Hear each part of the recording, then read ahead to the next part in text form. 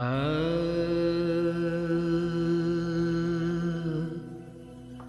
کی ہماری ویڈیو اس عظیم ہستی پر ہے جو وفا، شجاع، قوت و جلال اور صبر و کمال میں اپنی مثال آپ ہے، جسے زمانہ باب الحوائج حضرت عباس علمدار علیہ السلام کہتے ہیں۔ شہادت سیدہ فاطمہ زہرا سلام اللہ علیہا کے بعد امام علی علیہ السلام نے جناب ام البنین سے شادی کی۔ جناب ام البنین سے امام علی علیہ السلام کو اللہ تعالیٰ نے 4 بیٹے عطا کیے، جو کہ چاروں کربلا کی سرزمین پر شہید ہو گئے۔ ان 4 بیٹوں میں سے سب سے بڑے بیٹے کا نام عباس تھا۔ حضرت عباس علمدار علیہ السلام کی آمد 4 شعبان 26 ہجری کو مدینے میں ہوئی۔ امیر المومنین امام علی علیہ السلام جب بھی حضرت عباس علمدار علیہ السلام کو اپنی گود میں بٹھاتے تو ان کے بازوؤں کو بوسہ دیتے اور آنسو بہاتے رہتے۔ ایک دن جناب ام البنین نے جب یہ منظر دیکھا تو امام علی علیہ السلام سے سوال کیا کہ اے میرے آقا، آپ کے اس قدر رونے کی وجہ کیا ہے؟ امام علی علیہ السلام نے فرمایا، اے ام البنین، عباس کے یہ ہاتھ اپنے بھائی حسین کی نصرت میں کاٹے جائیں گے۔ میں اس دن کے لیے آنسو بہا رہا ہوں۔ حضرت عباس علمدار علیہ السلام نے حسنین کریمین کے ساتھ تربیت پائی، اور جب آپ جوان ہوئے تو لوگ آپ کی دانش مندی اور بہادری کی مثالیں دیتے نہ تھکتے۔ روایات بتاتی ہے کہ جب امام علی علیہ السلام شہید ہوئے تو آپ اس وقت 14 سال کے تھے۔ آپ نے اس عظیم صدمے کو برداشت کیا اور اپنے باپ کے قاتل کو شربت پلایا۔ اس دن سے حضرت عباس علمدار علیہ السلام کے امتحان شروع ہوئے، جو سب کے سب آپ نے ہمت اور صبر سے برداشت کیے۔ 28 صفر 50 ہجری کو امام حسن علیہ السلام کو زہر دے کر شہید کیا گیا۔ امام حسن علیہ السلام کا جنازہ تیروں سے بھرا واپس گھر آیا، لیکن یہ سب بہادر باپ کے بہادر بیٹے نے صرف اس لیے برداشت کیا کہ امام حسین علیہ السلام نے انہیں یہ کہہ کر منع کیا کہ عباس ابھی جنگ کا وقت نہیں ہے، اور یوں عباس خاموش رہے۔ تاریخ نے لکھا ہے کہ حضرت عباس علمدار علیہ السلام ہمیشہ امام حسین علیہ السلام کے شانہ بشانہ رہتے، بلکہ ہمیشہ بنی ہاشم کے 30 نوجوانوں کا حلقہ بنا کر امام حسین علیہ السلام کی حفاظت کے لیے ان کے ساتھ رہتے۔ حضرت عباس علمدار علیہ السلام نے اپنے آپ کو ہمیشہ امام حسین علیہ السلام کا غلام بنا کر پیش کیا۔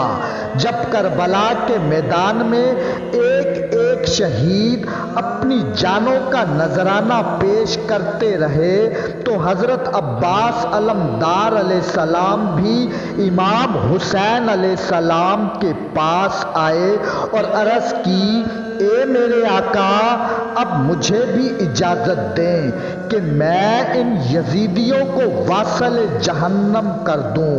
لیکن امام حسین علیہ السلام نے فرمایا، عباس، یہاں شجاعت کا امتحان نہیں بلکہ ہمارے صبر کا امتحان ہے۔ اب حضرت عباس علمدار علیہ السلام خیموں کے ارد گرد چکر لگاتے رہے اور شہداؤں کے لاشوں کو دیکھ کر صبر کرتے رہے۔ اب سیدہ سکینہ سلام اللہ علیہا اپنے ہاتھوں میں ایک مشکیزہ لے کر حضرت عباس علمدار علیہ السلام کے پاس آئی اور کہنے لگی، چچا عباس، میرے بھائی اصغر نے 3 دن سے پانی نہیں پیا۔ اب حضرت عباس علمدار علیہ السلام نے سکینہ سلام اللہ علیہا کو دیکھا اور فرمایا، اے میری آقا زادی، میرے آقا حسین سے کہو کہ میں آپ کے لیے پانی لے کر آؤں۔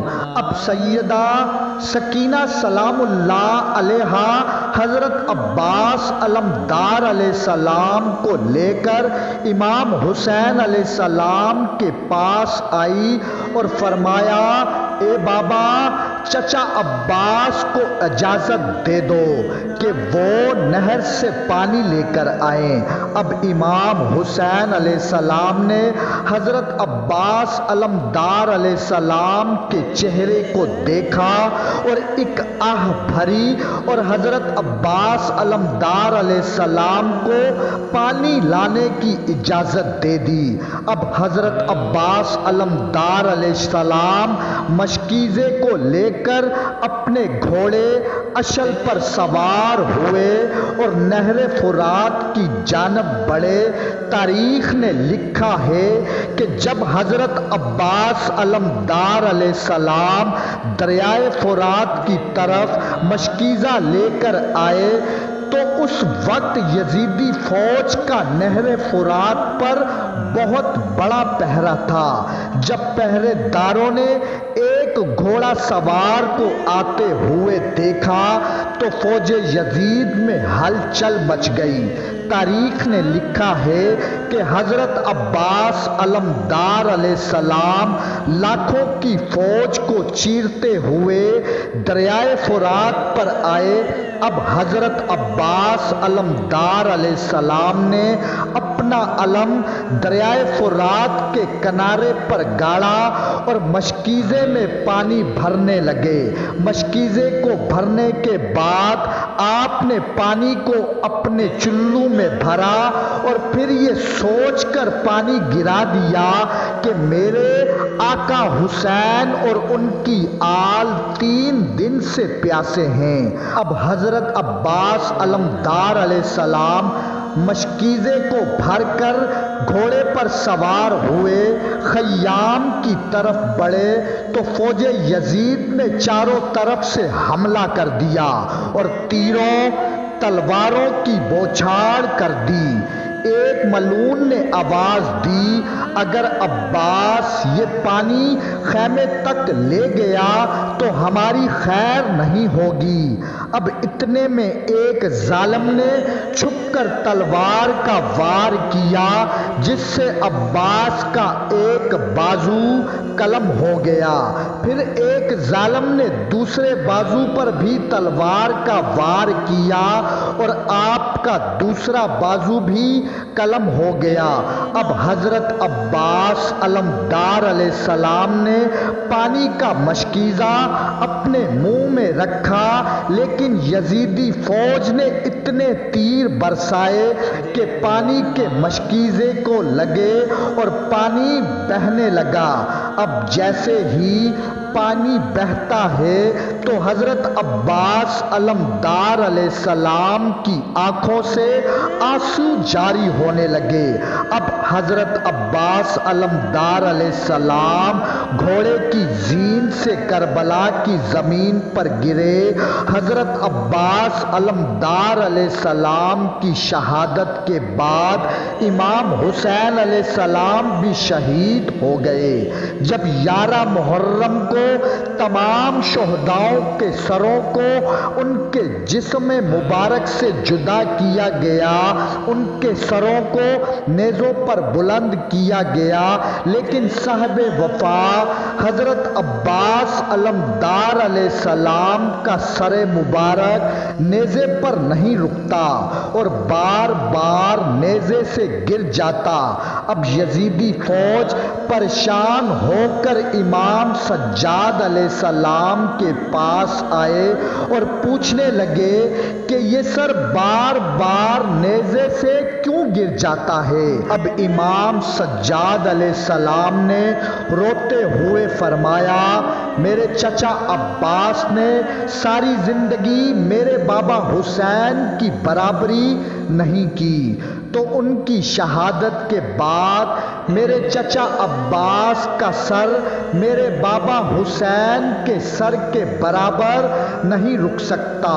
اب شمر ملعون نے جب یہ سنا تو اس نے کہا کہ عباس کا سر گھوڑے کی زین سے باندھ دو، اور یوں حضرت عباس علمدار علیہ السلام کا سر مبارک کربلا سے شام تک اسی حالت میں رہا، اور میرے لاکھوں سلام ہوں حضرت عباس علمدار علیہ السلام کی وفا پر۔